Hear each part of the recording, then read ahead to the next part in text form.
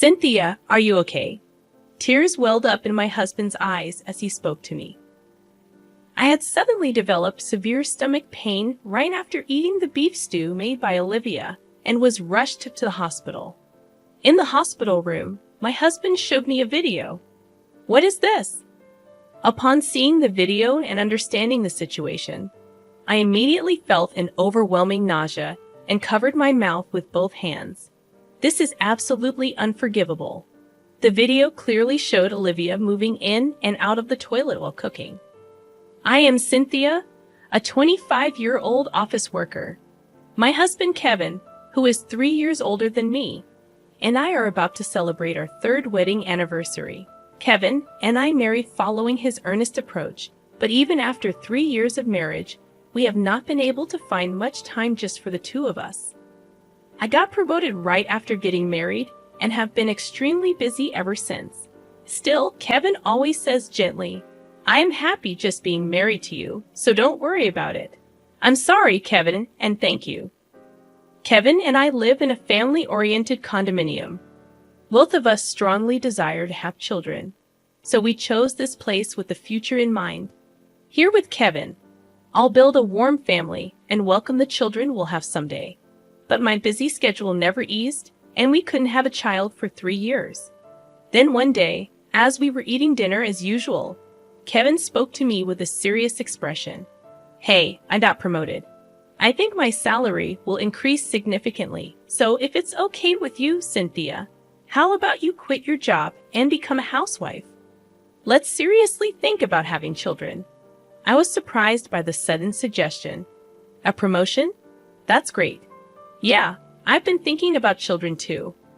I want to start preconception care seriously. And so, our journey into preconception care began. However, it turned out I had difficulty conceiving. And even after 6 months of preconception care, we still hadn't been blessed with a child. I'm sorry. It seems like it didn't happen this month either. And don't apologize, Cynthia. It's not your fault. Every time I felt down, Kevin would gently stroke my head. I'm so grateful to be married to such a kind person. Not just Kevin, but his mother Olivia has also been kind to me lately. Hearing that we were having trouble conceiving, Olivia started visiting us occasionally. She began living alone in an apartment near her home after my father-in-law passed away a few years ago. Olivia, who dotes on her only son Kevin excessively, has been good to me since the beginning of our marriage. Olivia brings over lots of side dishes, saying, You need to eat nutritious food. Rest up, Cynthia. I'm alone and free, so don't worry about me. I have to take care of Kevin's wife, and she even prepares meals for us. Moreover, Olivia says, I don't want to impose on Cynthia and never stays to eat with us. No matter how much I invite her, Olivia is such a kind person. Kevin must have grown up with that kindness. I couldn't be more grateful for this blessed environment. Then one day, I was feeling under the weather and lying on the sofa as dinner time approached. Olivia, having heard about it from Kevin, came over with a worried look, bringing dinner she had prepared. Cynthia, are you okay? This is fried chicken I just made. Kevin hasn't come home from work yet, but I thought I'd bring it over early so you can eat it while it's hot. Wow, really? Thank you. Won't you be with me, Olivia? When I invited her, Olivia shook her head. I already ate at home. I'll go back now, she said and left quickly. I'm happy she's considerate, but I wish we could have a meal together. Maybe I should invite her more firmly next time. While pondering this, I took a bite of the fried chicken Olivia had brought. Instantly, ouch! What I felt was a sharp pain in my cheek, and I let out a small cry. I hurriedly spat out the hard object from my mouth and was shocked at what it was. What is this? Glass? It was a piece of glass about 3 inches in size. Was this in the fried chicken? As my heartbeat quickened, desperately I racked my brain. Did Olivia put it in? No, that can't be. Olivia wouldn't do such a thing. Maybe she broke some dishware nearby, and it got mixed in with the batter. Yes, that must be it. Thinking that the kind Olivia could never do something so malicious, I decided not to worry too much about it, despite feeling a little uneasy. Telling her there was glass in the dish made would surely shock her, so I decided not to mention it to either Olivia or Kevin. A week passed, and my health did not improve. Hearing this, Olivia began bringing over dishes almost daily. However, since then, I frequently found foreign objects in the dishes. Hair in the hamburger, bugs in the chili con carne, and it always happened when Olivia brought over dishes just for me before Kevin returned from work. It couldn't be a coincidence, could it? Alarmed, I decided to talk to Kevin. You know, I'm hesitant to say this, but sometimes there are things like glass shards or bugs in the dishes Olivia brings over. It only happens when she brings dishes just for me. At first, I thought it was a coincidence, but it's happening too often. Kevin looked utterly surprised as I spoke. Mom, she seems to like you, Cynthia, and doesn't look like someone who would harass. But now that you mention it, she's been complaining about her forgetfulness lately. Could she have started developing dementia? Saying this, Kevin seemed lost in thought. I like Olivia too and don't want to suspect her. But it's scary since it involves food. I've been feeling unwell lately, which makes me even more worried. Yes, I have been feeling unwell since then. Feeling unwell. Haven't you been late on your period this month? Could it be that you're pregnant? Kevin's words made me realize. That's true. I'll go to the hospital tomorrow. Saying this, I was visibly unsettled, and Kevin gently stroked my head. I'll talk to Mom about it tomorrow. I have the day off. If she really might have dementia, we need to think about what to do. Don't worry, Cynthia, okay? Thank you, Kevin. So I left the matter with Olivia to Kevin and decided to visit the hospital the next day. The delay in your period hasn't been long enough to confirm pregnancy yet, but your symptoms are similar to early pregnancy nausea. Please take care not to strain your body too much, said the doctor at the hospital. I returned home, my heart fluttering with hope. I might be pregnant. If that's true, it's finally happening, though it wasn't confirmed yet. I was somewhat elated, unaware of what was to come next. When I got home, Kevin was sitting on the sofa with a troubled look. Mom might be starting to develop dementia. She doesn't remember anything about the foreign objects in the dishes. I'm thinking of taking her to the hospital soon, he said. Hearing this, I felt a mix of relief that Olivia wasn't doing it intentionally and concern that she might have dementia. I installed a caregiving monitoring camera at Mom's house today. This way, we can respond immediately if anything happens to her, Kevin continued. That's good to hear. It eases my mind a bit. I'm mostly at home, so I'll try to keep an eye on it as much as I can, I replied. I missed the chance to tell Kevin about the possibility of being pregnant as I saw him looking downhearted about Olivia. Well, it's not confirmed yet. It's better to report it once I'm sure, I thought. Then, the next day at noon, the doorbell rang. When I looked through the monitor, there was Olivia standing at the front door, holding a large pot. What are you doing with such a big pot? I hurriedly went to greet her. Olivia looked down apologetically. Cynthia, I heard everything from Kevin about foreign objects mixed in dishes. I don't know how to apologize, she said. It's okay. It wasn't intentional, and I noticed everything before swallowing. So there's no harm done to my body. Please don't be too hard on yourself, I reassured her. As I said this, I thought I saw Olivia's eyebrows twitch slightly. I made this beef stew as an apology. You haven't had your period, right? In case you're pregnant, you need to eat nutritious food. I put lots of healthy ingredients in it, so eat up, Olivia said, handing me the pot. Wait, how did you know I haven't had my period? Did Kevin tell you? I asked. Ah, yes, that's right. Kevin sent me a message about it yesterday. Olivia replied hurriedly, almost as if she was in a rush. Thank you, I said, feeling uneasy as Olivia left. I placed the pot Olivia gave me in the kitchen and served myself some beef stew. It was just about lunchtime, so I thought it was a good time to eat. As I sat down and tasted the beef stew, I noticed an indescribably unpleasant flavor. What's this? Could it be a mistake in the seasoning? I wondered.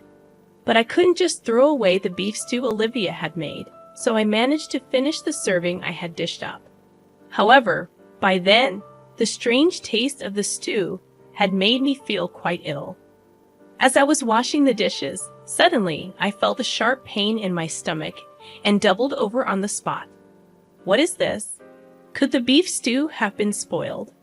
The pain intensified over time, and I broke out in a cold sweat. Unable to endure it any longer, I called an ambulance with trembling hands. Then I lost consciousness. When I woke up, I saw the stark white ceiling of the hospital. Where am I? Oh, I remember now. My stomach hurt in a daze. I gently rubbed my stomach. It seemed I had already been treated as the pain had subsided. Then, a nurse entered the room. "Oh, you're awake. I'll get the doctor right away," she said with a smile and quickly returned with the doctor. "Cynthia, how are you feeling? Did you eat something bad before the stomach pain started?"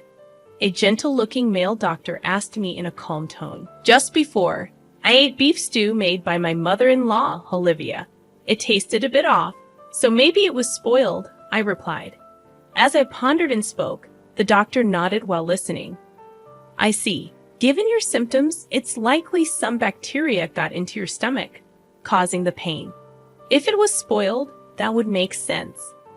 You might continue to experience some abdominal pain for a while, but as long as you take your medicine, you can recover at home," the doctor explained. Hearing his words, I felt a little relieved. "I'm relieved it's not serious enough for hospitalization. Please rest quietly here for today. Call us if you need anything," the nurse said before leaving the room. Right after that, the door of the room burst open energetically. "Cynthia, are you okay?" There stood Kevin, panting, his face pale with worry. "Kevin, I'm okay. It seems I ate something bad.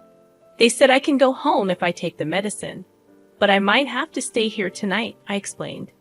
Despite telling him it was just food poisoning, Kevin's face remained pale.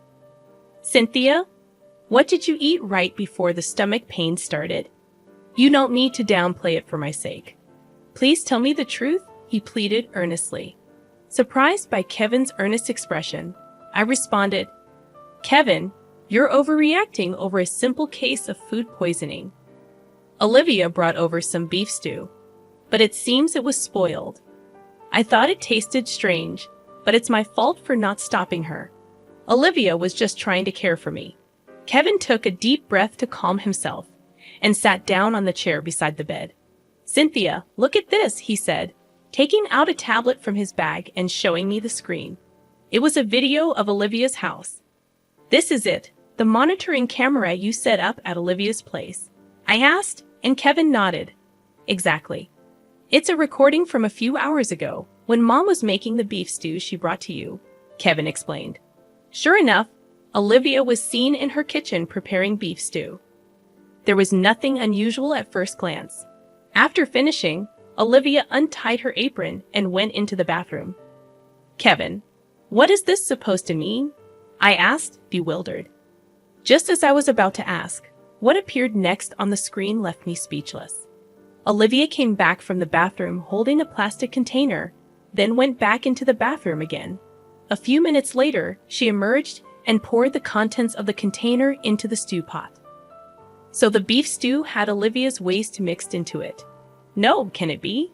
I felt a sudden surge of nausea and covered my mouth with both hands. My heart raced with disgust, and I couldn't stop trembling. On the screen, Olivia was mixing something while stirring the pot with a ladle. I listened closely to her words and froze in horror. Won't allow a child. I won't let anyone take Kevin away from me," Olivia muttered with a fierce expression. I was too terrified to speak, only able to shiver. Kevin held me tightly. "I'm sorry, Cynthia. I know this is shocking. When I heard you were staying in the hospital, I went home to get some things and saw Mom's pot in our kitchen. I feared she might have put something strange in it again. When I checked the camera footage, this is what I found." Kevin spoke in a quivering voice. "This can't be brushed off as forgetfulness. It's clearly malicious," I whispered, and Kevin apologized deeply. "I'm so sorry, Cynthia. I understand if you want a divorce after this." "I'm so sorry for what my mom did," he said, shocked. I shook my head in disbelief. "Stop it, Kevin. It's not your fault, I spoke in a panic. The door to the hospital room opened with a noise. Kevin, what are you doing? Came Olivia's voice, voicing her surprise as she entered the hospital room.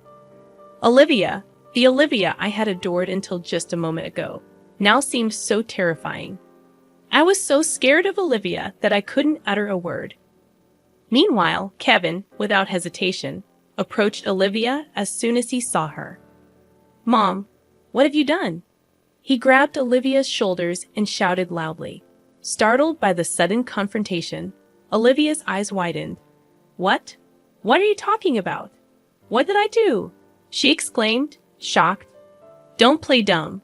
What did you feed Cynthia? Kevin's words were firm. Olivia's expression twitched.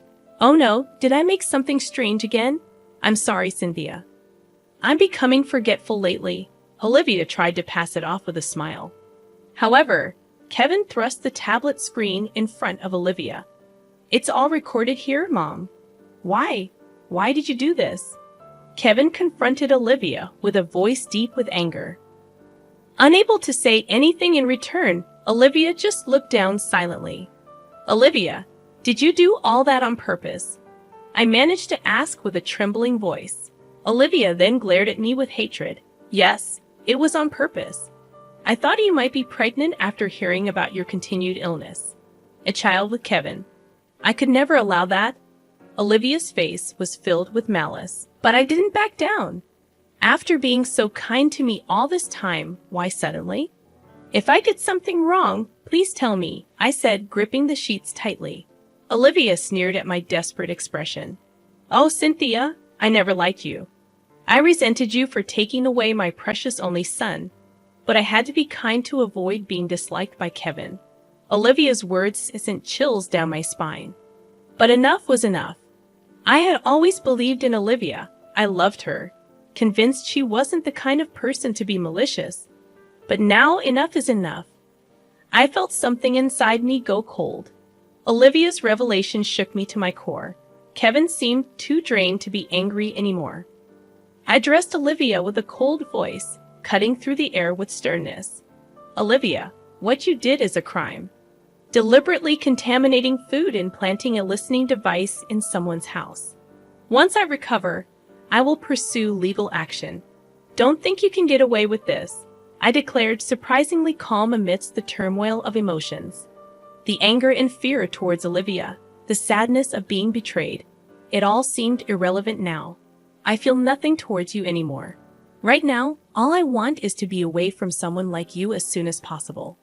I will hire a lawyer, so communicate through them from now on, I continued, unmoved by Olivia's shocked expression. Wait a minute, a crime? Am I going to be arrested? It's ridiculous to sue me for this. What do you mean? Olivia's eyes widened in disbelief, trying to downplay her actions. Your actions have caused real harm to my body. There's evidence. Don't think you can talk your way out of it, I asserted firmly. As I spoke, Olivia grabbed Kevin's hand, trembling. That's it, his true nature. She's the kind of woman who bullies an old lady. Scary, isn't it? I did everything thinking of you, Kevin. You understand, don't you?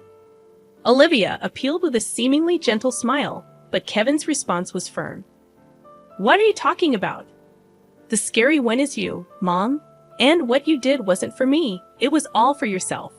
You hurt someone important to me for your own sake. I never want to have anything to do with you again.